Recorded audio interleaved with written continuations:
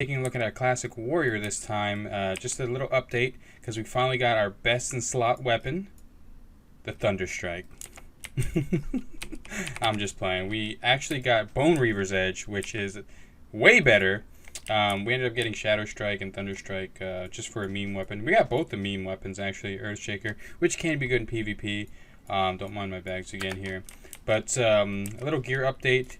We finally got Bone Reaver's Edge. I was so hyped. I was next in line to get a weapon for my guild, and Bone Reaver's Edge just happened to drop. I was waiting for Obsidian Edgeblade, which I have not seen yet, which is surprising. I actually saw Eye of Sulfuras and Bone Reavers before I saw one of those swords, but I'm glad I did get this.